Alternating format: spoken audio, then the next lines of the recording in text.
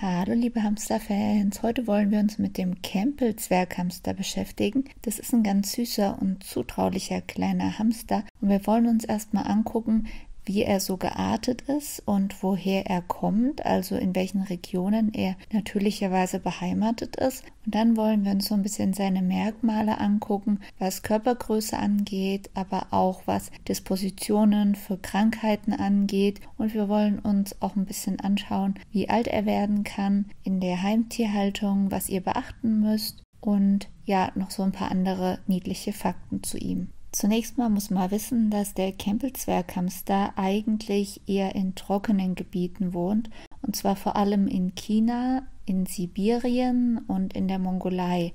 Und da ist es ja auch sehr kalt und er ist auch sehr gut angepasst an diese Umgebung. Also er ist sehr kältetolerant und er kann auch Wasser relativ lange speichern. Der Roborowski-Zwerghamster kommt ja aus ähnlichen Gebieten, also auch aus der Mongolei, Sibirien und so weiter.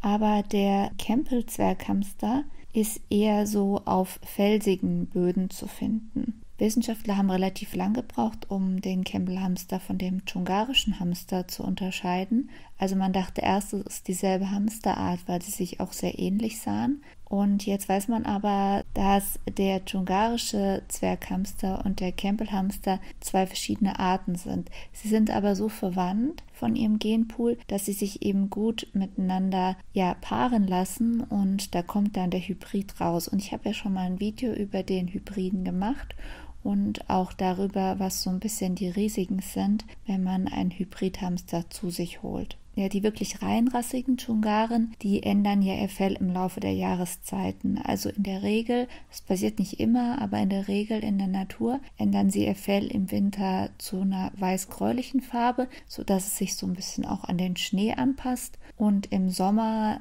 sind sie eben eher dann grau, braun und so weiter. Und der Campbell ändert seine Fellfarbe nicht. Der Campbell hat aber ganz viele verschiedene Farbtypen. Also es gibt ihn auch gefleckt, es gibt ihn gestreift, er hat auch so einen Aalstrich, es gibt ihn auch sehr hell. Und eben durch diese verschiedenen Farbtypen kann eben dann in der Kreuzung, also Paarung mit dem Dschungaren, kann eben ein Hybrid entstehen, der auch ganz unterschiedliche Farben aufweist. Der Campbell-Zwerghamster ist relativ klein, also Weibchen sind so um die 8 cm groß und Männchen so 10, 11 cm. Ja, die Campbells sind sehr zutraulich und ich habe sogar gelesen, dass sie so eine Tendenz haben, sich der menschlichen Umgebung sehr gut anzupassen. Also ich habe zum Beispiel gelesen, dass wildlebende Campbells schon mal in die Häuser von Hirten eingedrungen sind und sich dort auch wirklich gemütlich gemacht haben, also ähnlich wie so eine Hausmaus. Und sie haben da auch wenig Scheu und das merkt man auch, wenn man einen Campbell hält, dass er relativ zutraulich ist. Der Campbell lebt jetzt nicht so lange. Es ist natürlich meistens so, dass er in der Natur eine wesentlich kürzere Lebensdauer hat. In der Heimhaltung, wenn alles ideal ist und wenn man auch ein gesundes Tier hat, dann kann das Tier schon 2,5 Jahre alt werden. In der Natur ist es eher so, dass das Tier nur 1 oder 1,5 Jahre alt wird, weil es eben auch viele Fressfeinde hat. Was ich noch ganz interessant fand, ist, dass wohl die Väter der Campbell-Hamster, also die männlichen Campbell-Hamster, irgendwie ihren Nachwuchs erkennen in der Natur und sich dann auch um den Nachwuchs kümmern, sobald der Nachwuchs von der Mutter verlassen wurde. Es gibt nur wenige Hamsterarten, die sich das teilen. Also im Normalfall ist es ja so, dass die Mutter die Jungtiere eben säugt und dann sind die nach ein paar Wochen meistens auf sich allein gestellt. Ja, wie jeder Zwerghamster ist auch der Campbell-Hamster eben anfällig für verschiedene Krankheiten, in erster Linie für Diabetes.